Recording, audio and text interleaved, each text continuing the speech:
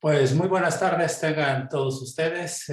Bienvenidos a nuestro programa de charlas en línea 2021 que ha organizado el CIMBESTAB Unidad Guadalajara para difundir algunas de las actividades de investigación que lleva a cabo. En esta ocasión es nuestra cuarta charla del programa.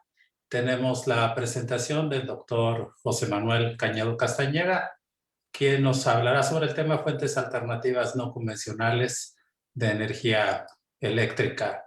El doctor José Manuel Cañedo Castañeda es miembro del CIMBESTAB Guadalajara, es parte del grupo de sistemas eléctricos de potencia de nuestro programa de posgrado y es miembro del Sistema Nacional de Investigadores.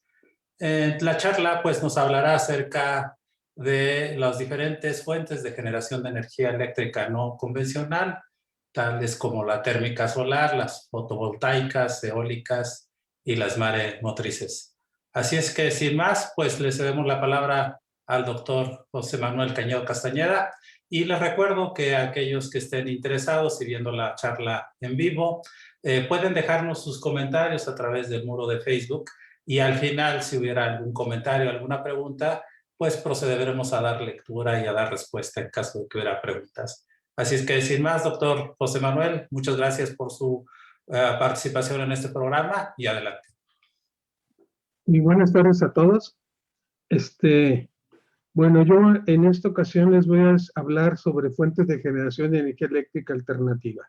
Como ustedes ya saben, pues yo soy profesor del Grupo de Sistemas Eléctricos de Potencia del CIMBESTAB Unidad de Guadalajara.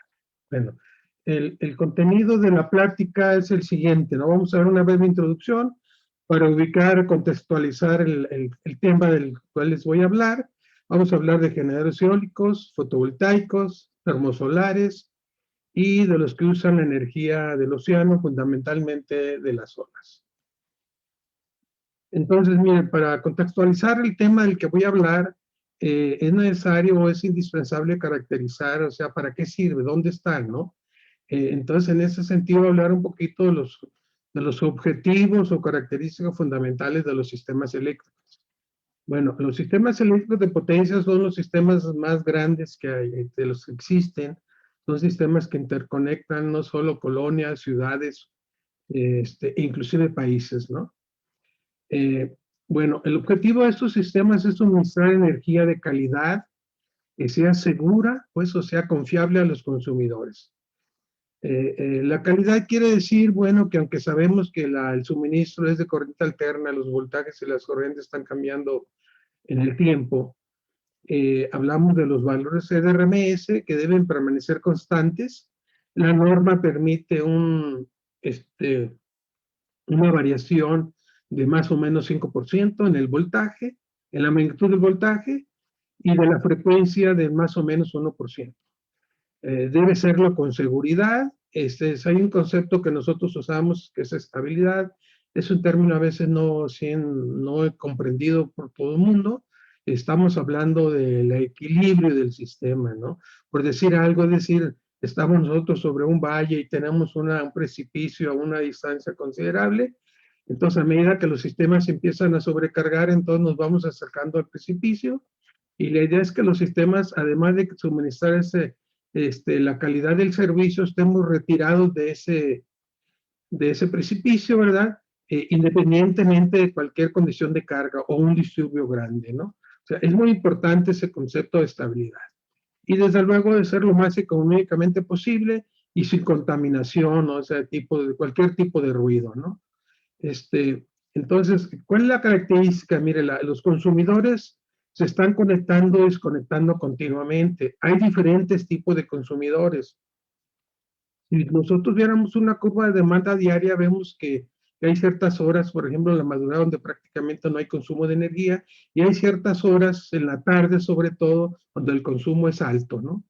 Entonces, y se están conectando, desconectando continuamente. Con esa demanda variable, todo el mundo sabe cuando estudia circuitos y redes eléctricas que la carga hace que cambie la corriente y por lo tanto el voltaje.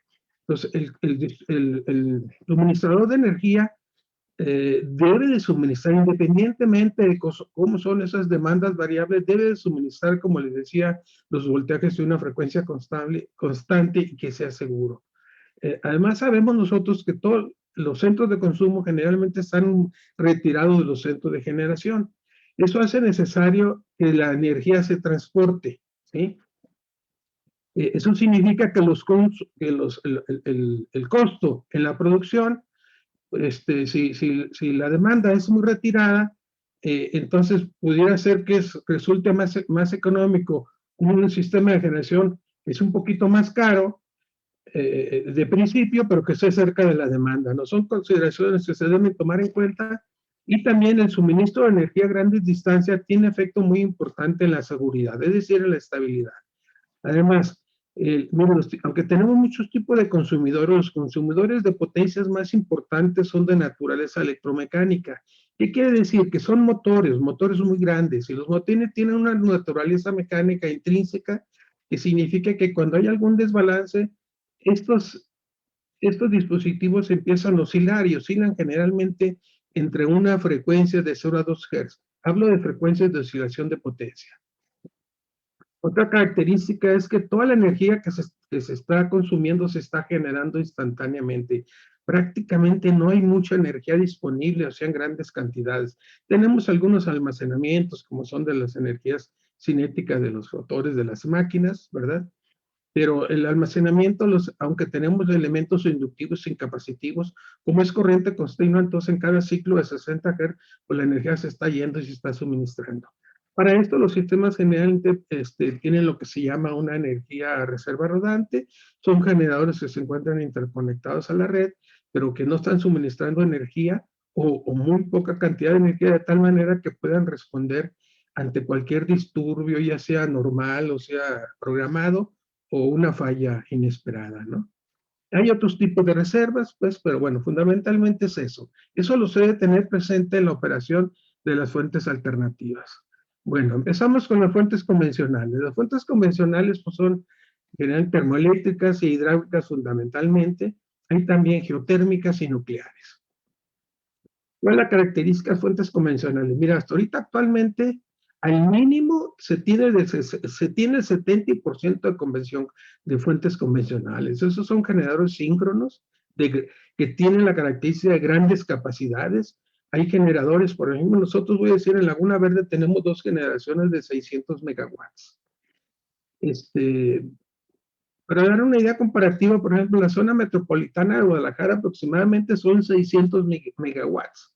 Vean la cantidad de potencia, ¿no? Se tiene además mucha experiencia a los años de operación y de control de estos sistemas.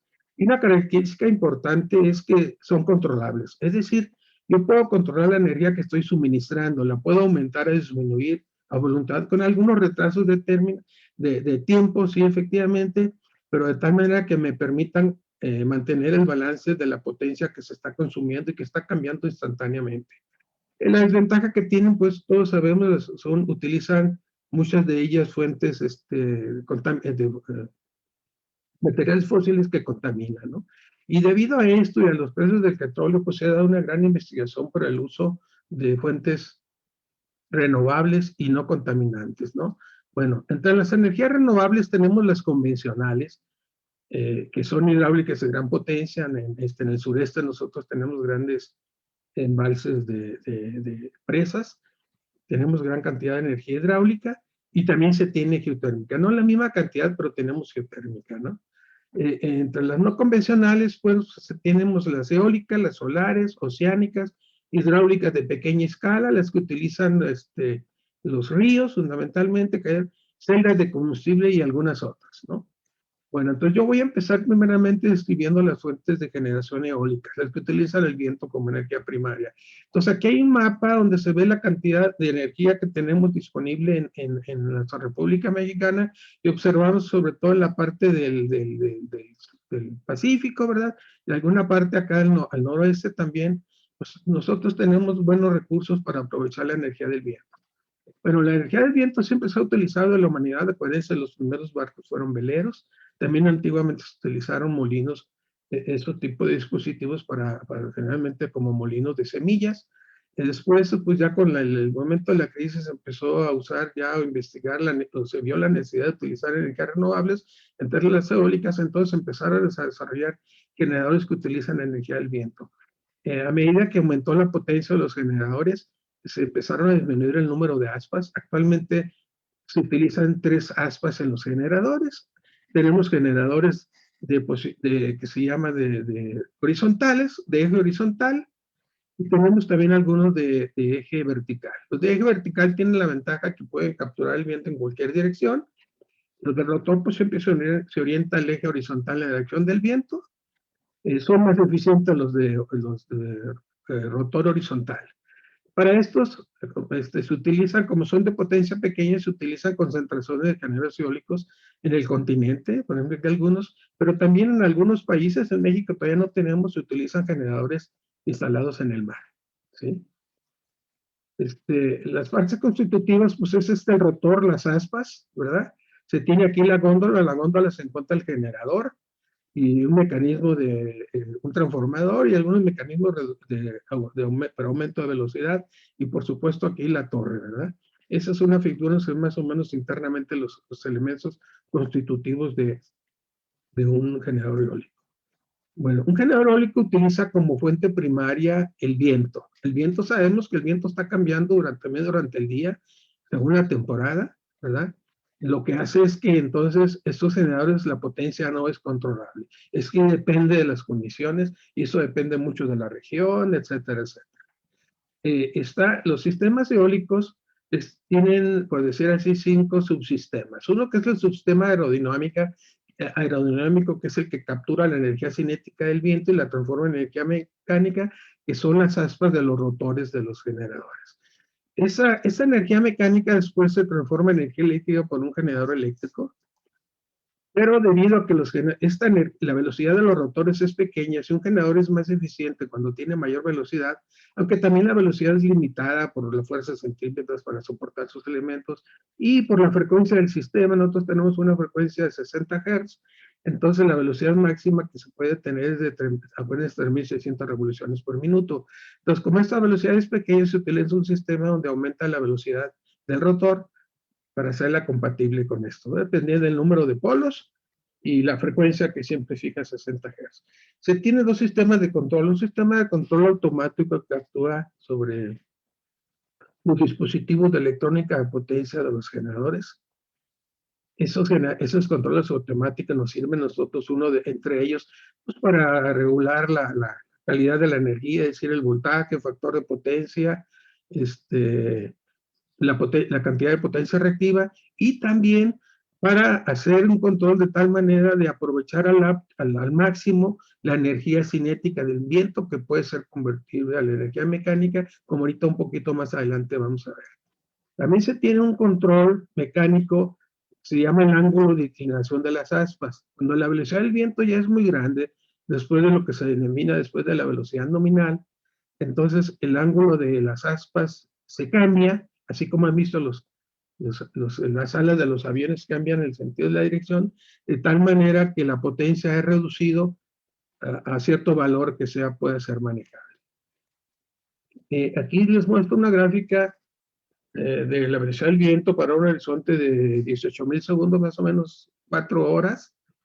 Entonces se ve, pues, está cambiando con el tiempo, puede cambiar el tiempo, hay periodo de 10 minutos que puede ser constante, tiene generalmente una velocidad promedio y sobre él hay una velocidad de ruido, se puede decir blanco, que no sirve para convertir energía, está oscilando sobre el valor medio y lo único que produce son vibraciones a las aspas. Aquí en forma esquemática un sistema de engranes, un sistema generalmente de 2 masas. Miren, la potencia que se convierte la energía cinética del viento a eléctrica, primero pues esta es la potencia de la turbina, o sea, en los rotores. La potencia de la turbina, estas son gráficas que dependen de la velocidad del viento, o sea, cada una de esas gráficas corresponde a diferentes velocidades, donde esta es una velocidad menor, esa es la velocidad mayor. ¿Qué podemos observar? Que la potencia no es lineal, bueno, que la potencia para cada velocidad del viento, aunque tiene una forma más o menos similar, vemos que para una velocidad del tiempo dada tenemos una potencia máxima, que ocurre a una velocidad determinada. Para otra velocidad tenemos otra potencia máxima, otra velocidad, ¿no? Entonces, es el control automático el que nosotros sí podemos controlar la velocidad del rotor que está conectado al eje del generador, y mediante esquemas de control apropiados podemos nosotros hacer que la velocidad del rotor haga coincidir de tal manera que para cada velocidad del viento tengamos nosotros la máxima velocidad del tiempo. Es decir, estamos aprovechando la máxima conversión de la energía cinética a energía mecánica. No toda la energía cinética puede transformar en energía mecánica, eso significaría que la velocidad del viento a la salida de las aspas tendría que ser cero. La máxima transferencia de la energía del viento está determinada en lo que se conoce el coeficiente de Bess, que es aproximadamente el 46%.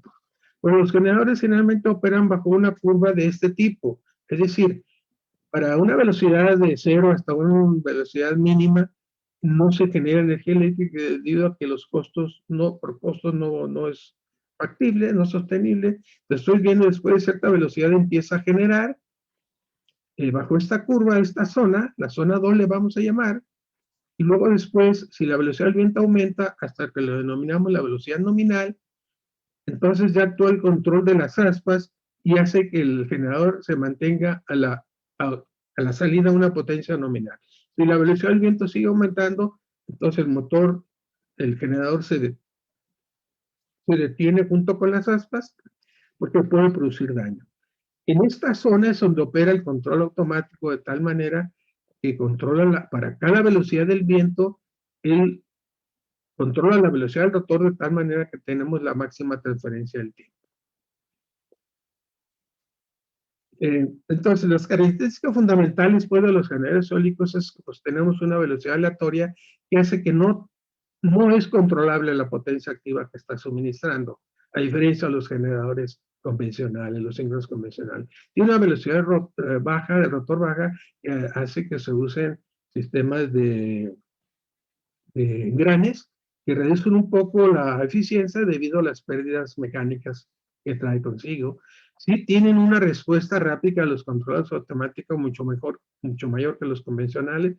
Son de potencias pequeñas, aunque se producen granjas. Hay granjas hasta de 180, 200, hasta 300 megawatts, pero pues no son comparables con el generador, ¿no? En Laguna Verde tenemos dos de 600, hacen 2600.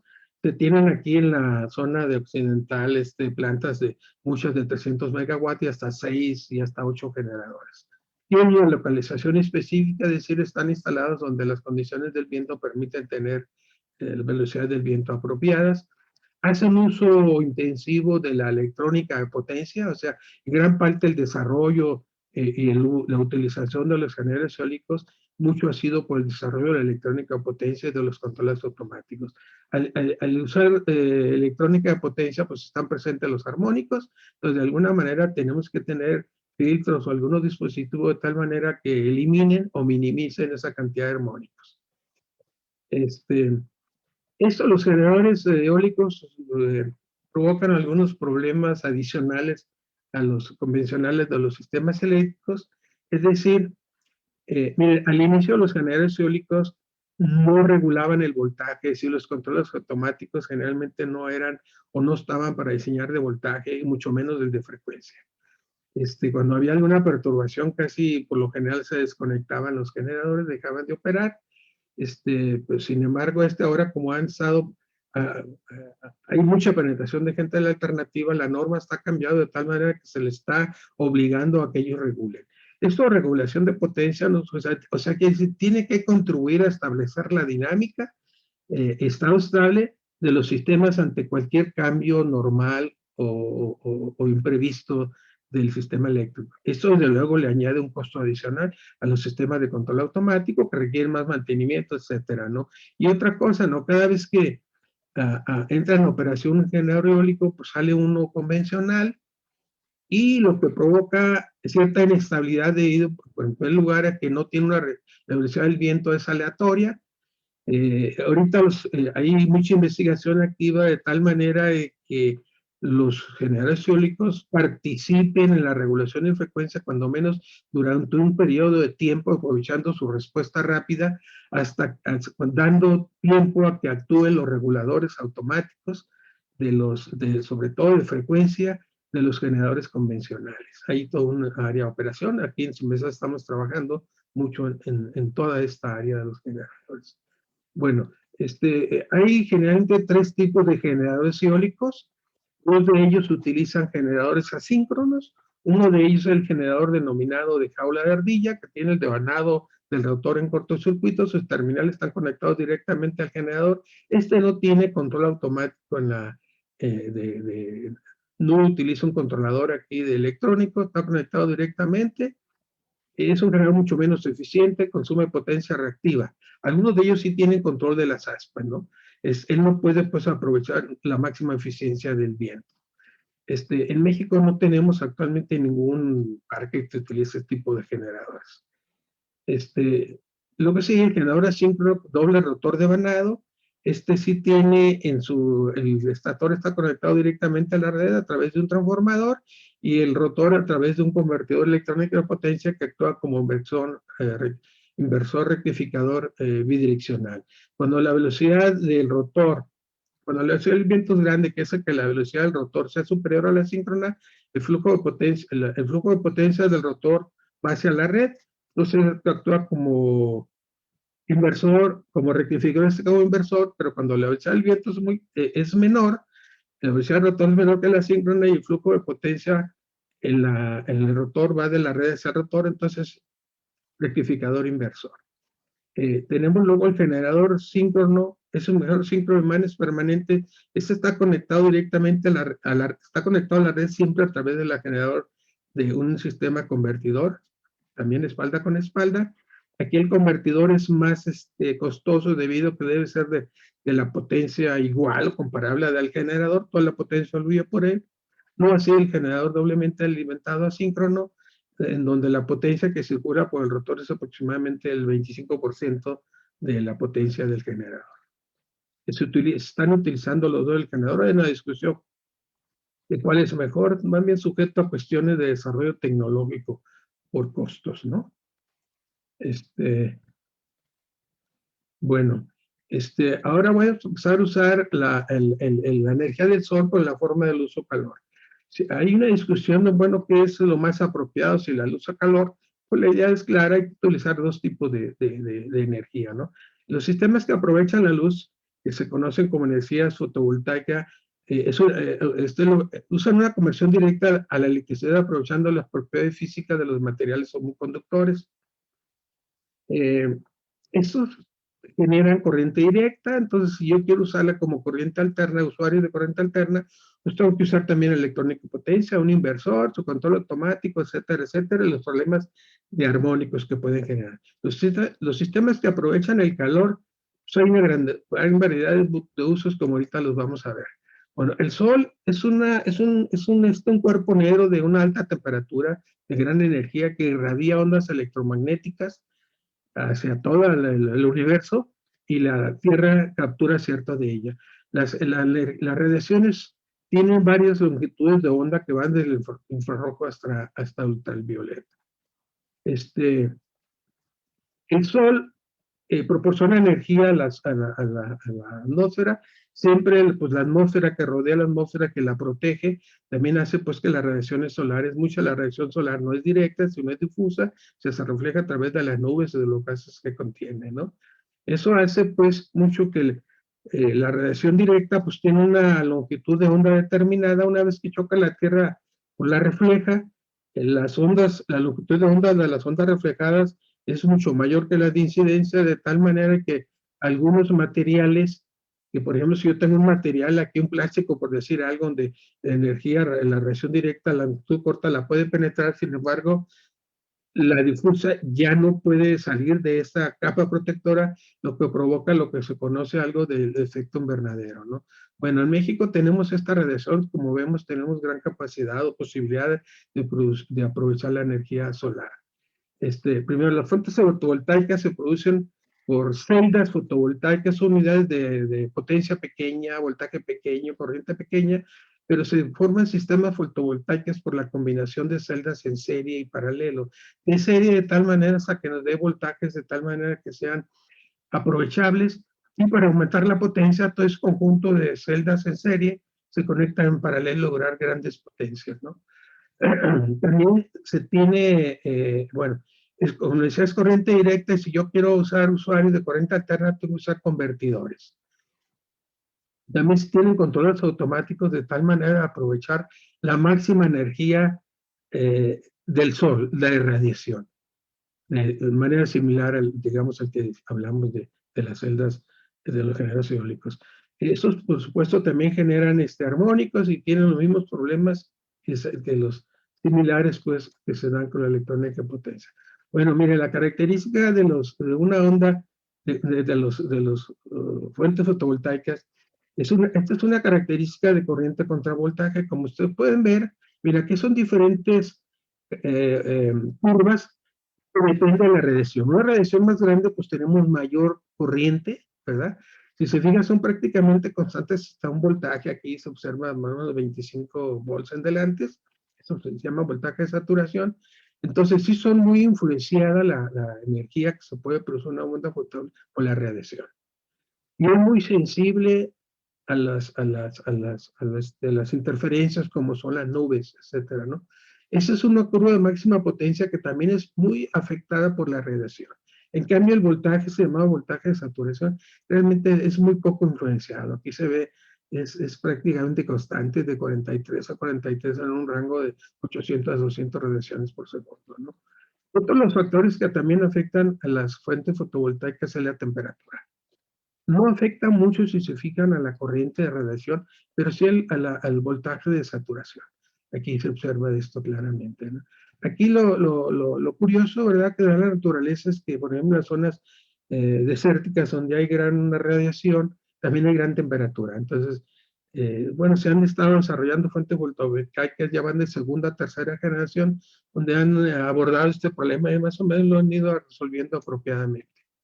Bueno, entonces, si yo puedo tener un sistema eléctrico fotovoltaico, puede estar conectado a una gran red eléctrica o puede estar conectado en forma aislada suministrando energía local. Si yo quiero, como es corriente directa, pues consumo de corriente directa hay poco, se puede utilizar para cargar baterías. Y aunque, bueno, nosotros, por ejemplo, tenemos en distribución, tenemos muchos dispositivos que utilizan corriente continua, pues ya vienen incorporados y a nosotros se nos suministra corriente alterna y ellos internamente tienen ya dispositivos que la convierten. Entonces, generalmente, entonces, a corriente alterna tiene un sistema de inversor y a través de un transformador se conectan pues a la red eléctrica de alto voltaje, ¿no? Es un diagrama esquemático. Entonces, como vemos aquí, pues se tiene un gran conjunto de celdas conectadas en serie y para aumentar potencia, un gran conjunto de estos módulos en serie en puerta de voltaje hasta desarrollar parques fotovoltaicos de gran potencia. Esto utiliza un sistema de conversión trifásico, ¿verdad? Que se tiene un transformador y un filtro, ¿no? Entonces, generalmente les decía, se utiliza o es común o debiera ser que los sistemas de generación fotovoltaica, le digo, son muy sensibles a los cambios aquí a las interferencias como las nubes, por ejemplo, días nublados, nos dejan de proporcionar energía eléctrica. Obviamente que si yo tengo consumidores aquí, no están, pues entonces, ¿quién le va a suministrar la energía eléctrica? Pero ellos pues, utilizan almacenamientos de energía. Almacenamientos de energía, pues, generalmente son de baterías de plomo, de litio.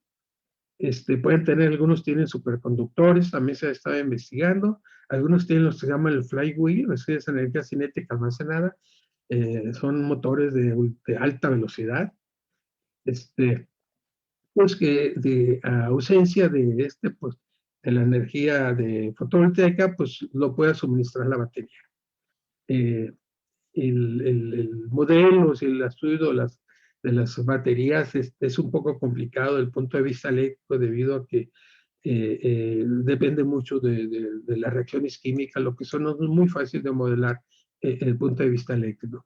Bueno, los sistemas fotovoltaicos, generalmente hay dos sistemas, uno que se llama de una sola etapa, donde tiene el sistema de fotovoltaica y se tiene un solo sistema de inversor, donde se conecta aquí tiene directamente el control para controlar ese factor de potencia o voltaje aquí de corriente alterna, y también para lograr la máxima transferencia de energía, pero hasta la máxima radiancia de energía. Si tiene dos etapas, es decir, tiene una etapa de convertidor de C a DC, este sirve para controlar, o sea, a lograr la máxima conversión de la energía solar a energía eléctrica, y el inversor, donde se tiene el control propiamente de la corriente alterna, de las características de la energía alterna que se está haciendo. Este es un diagrama esquemático.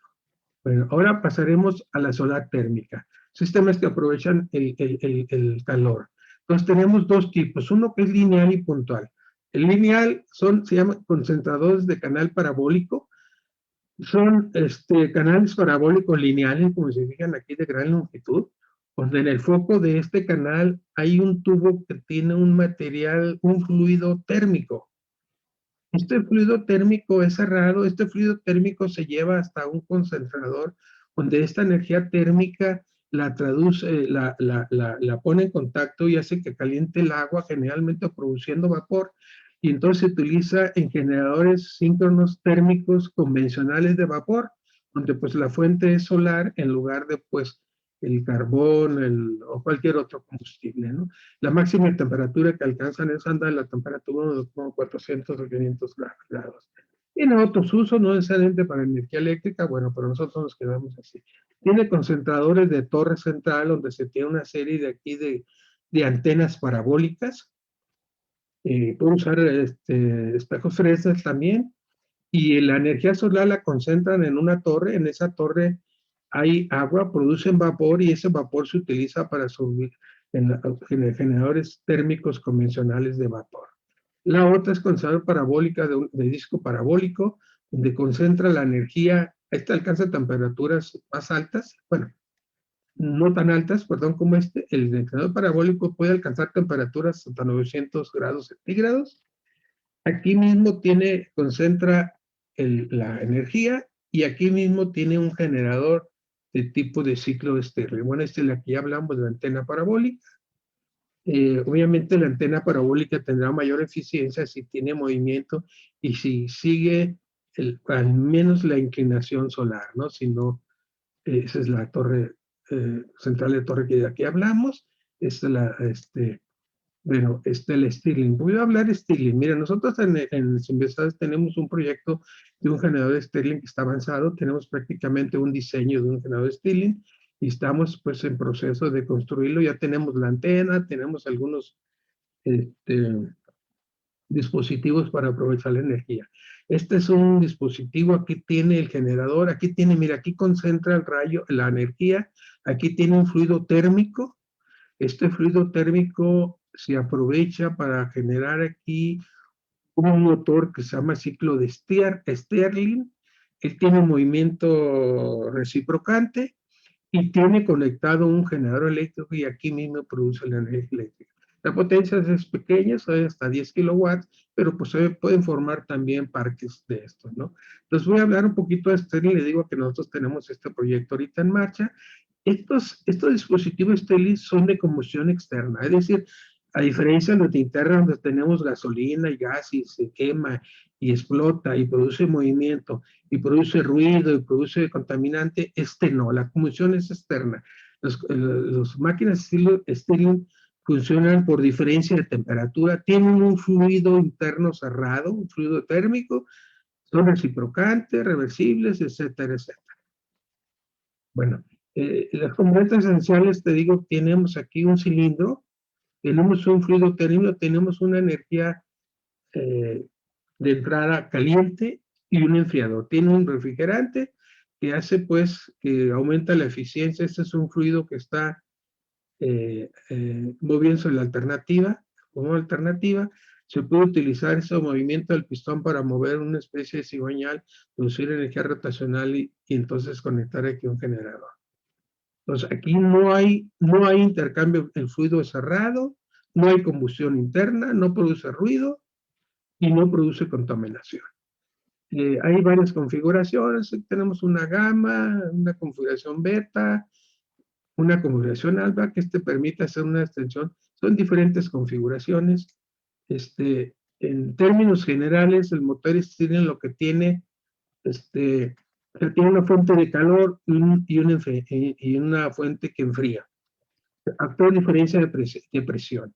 Entonces, esto hace que aquí se generen fuerzas termodinámicas que hacen que este fluido esté en movimiento reciprocante, que mueven estos pistones, produciendo energía mecánica, y entonces la energía mecánica puede ser aprovechada para producir también un generador eléctrico, ¿no?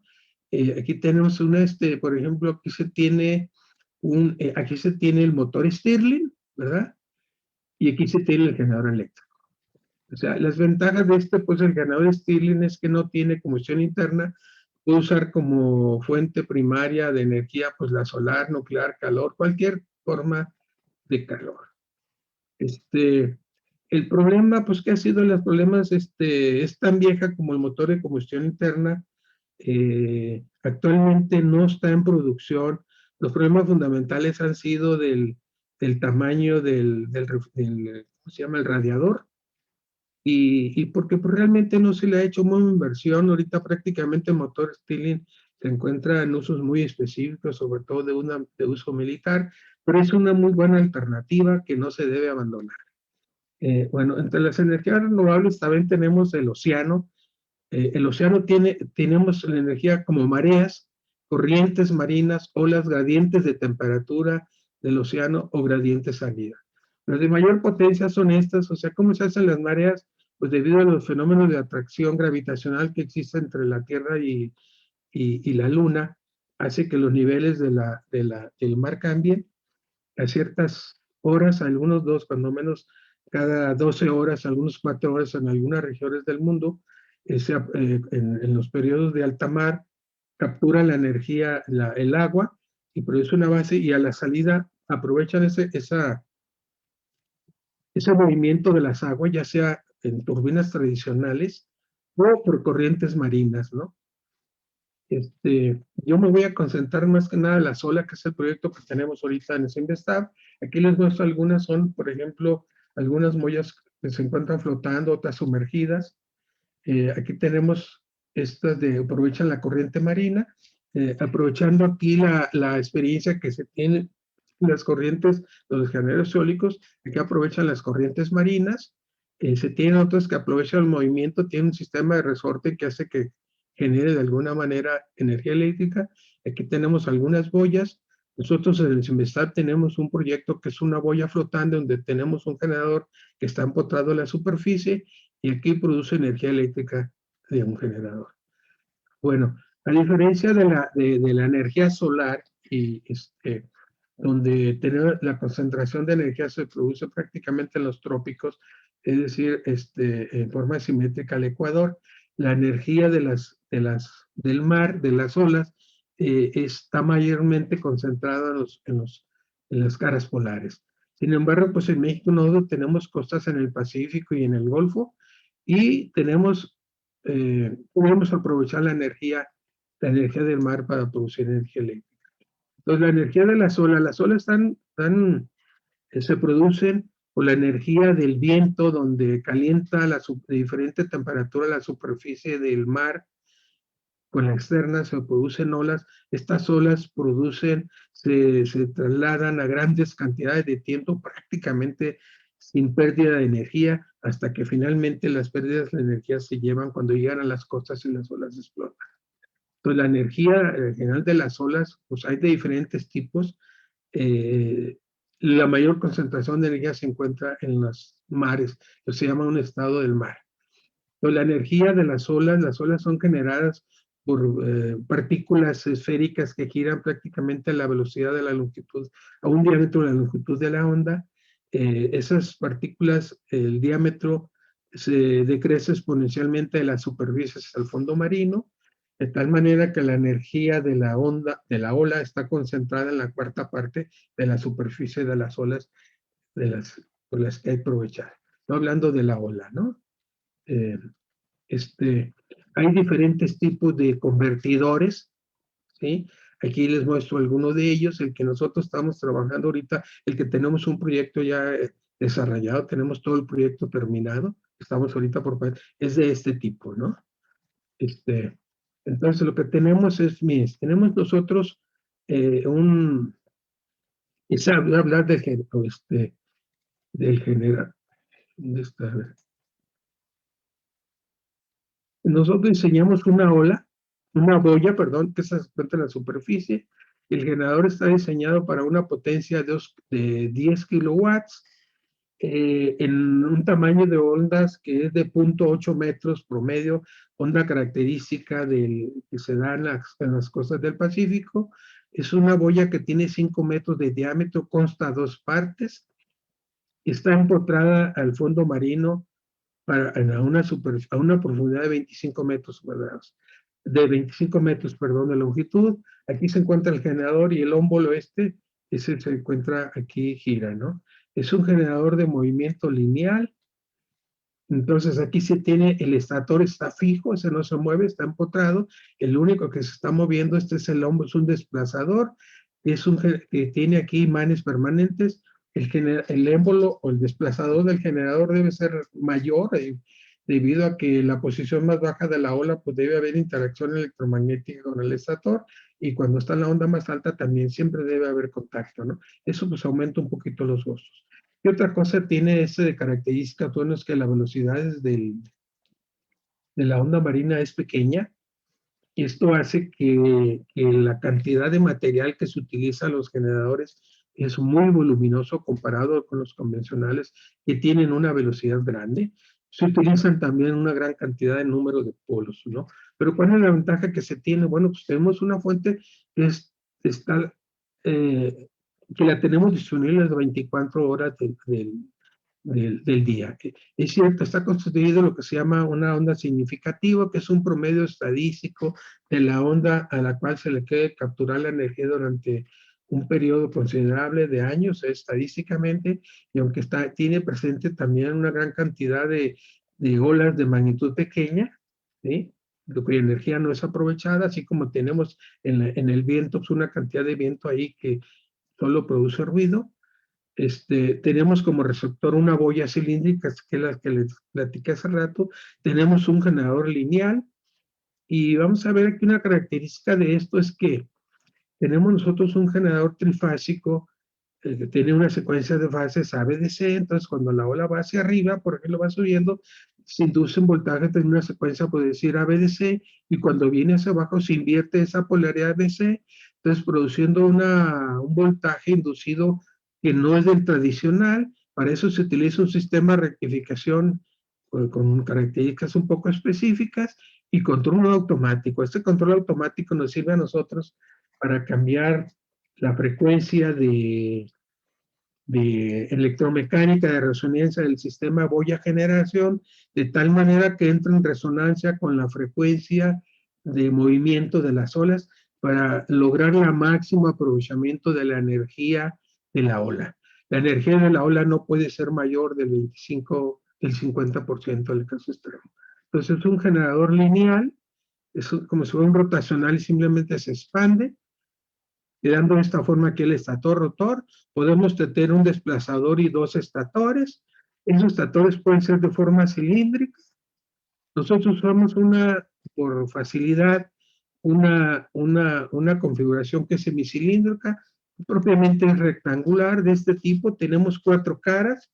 Aquí están las bobinas del estator, y aquí están los imanes permanentes aquí, acá. Una característica de los generadores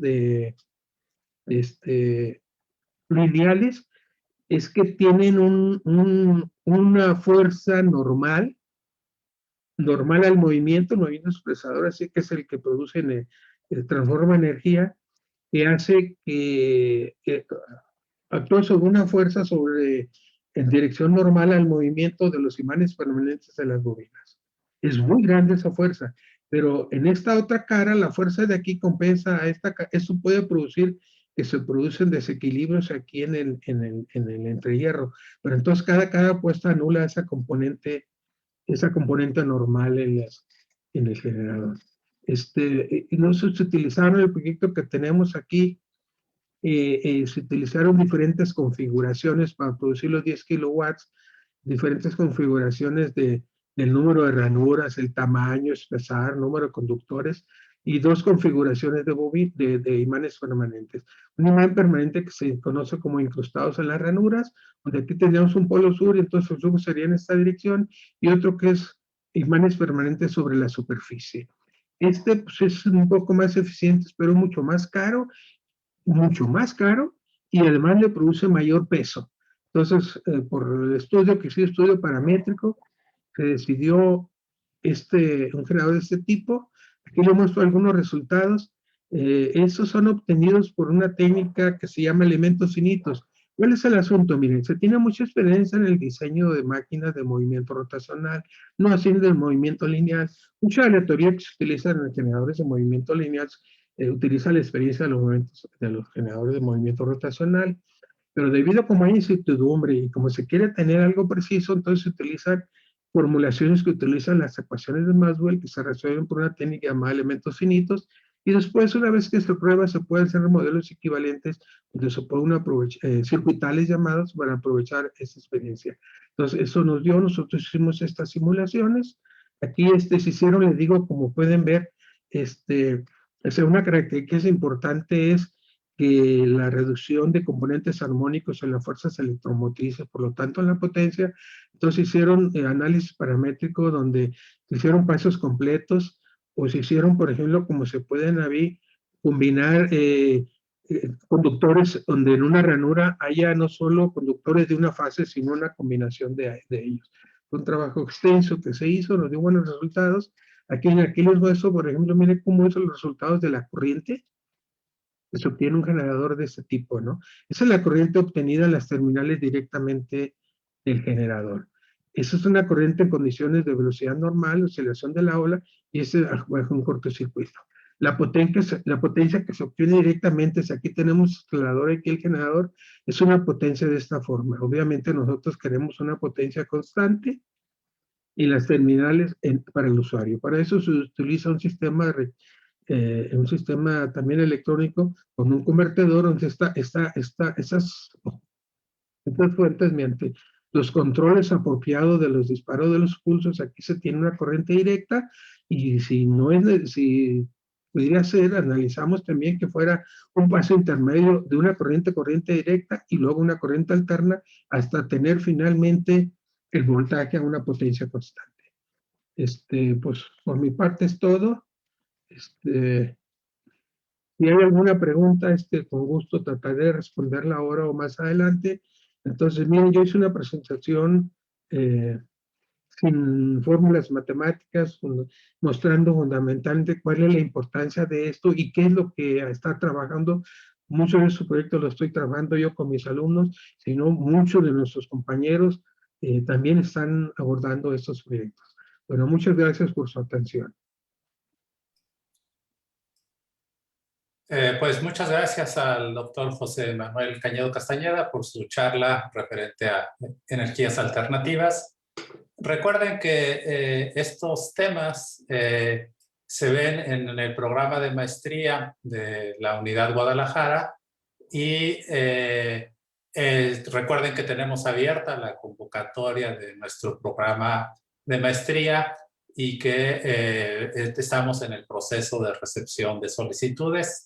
Este proceso se extiende hasta más o menos mediados del mes de mayo.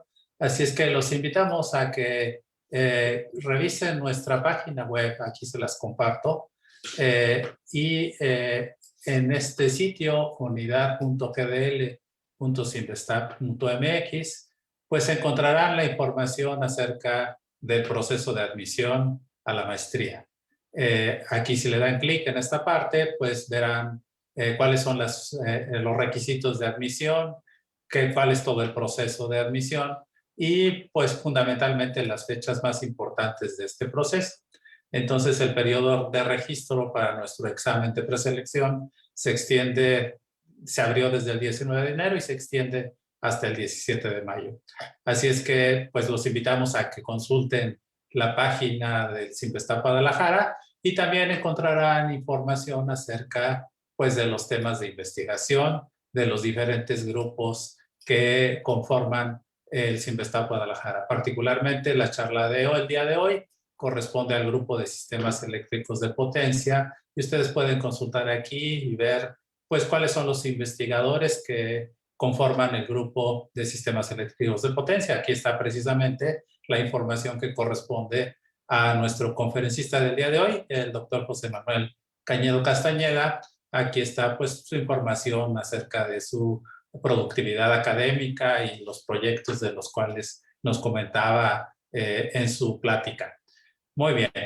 Entonces, recuerden que les invitamos a que dejen sus comentarios en la página en el muro de Facebook. Y aquí hay una pregunta, doctor Cañedo, si quiere dar respuesta a ella. Nos pregunta Alan González Guzmán, ¿cuál podría ser el potencial de México para la energía térmica solar y si existen plantas o proyectos térmicos solares en México? Pues hay, como sea, en México está ubicado en una zona donde realmente tenemos mucha energía disponible, ¿sí? Los proyectos de energía solar, pues yo solo he visto de celdas, sí hay en México, hay distintas instituciones, ustedes pueden consultar, hay una asociación que se llama de energías alternativas, proyectos cada 2 meses, en energía, fundamentalmente, pues en los solares térmicos, pues se usan como cocinas, en cocinas y en calentamiento de agua, ¿no? Desafortunadamente yo no he visto desarrollos en el motor Stirling. Eso, desde luego, se requiere grandes especialistas en termodinámica. Nosotros este proyecto lo estamos haciendo en colaboración con un doctor del Instituto Politécnico Nacional, especialista en energía térmica, y pues así son los proyectos, son de naturaleza combinada, ¿no? Aquí en el CIMBESTAR nosotros tenemos grandes especialistas en control automático, no así pasar en termodinámica, y bueno, pues tenemos grandes posibilidades de uso de la energía solar, ¿no? En cuanto a la producción de energía eléctrica, también hay algunos proyectos en Baja California que utilizan, o sea, de tipo parabólico o de torre, ¿no?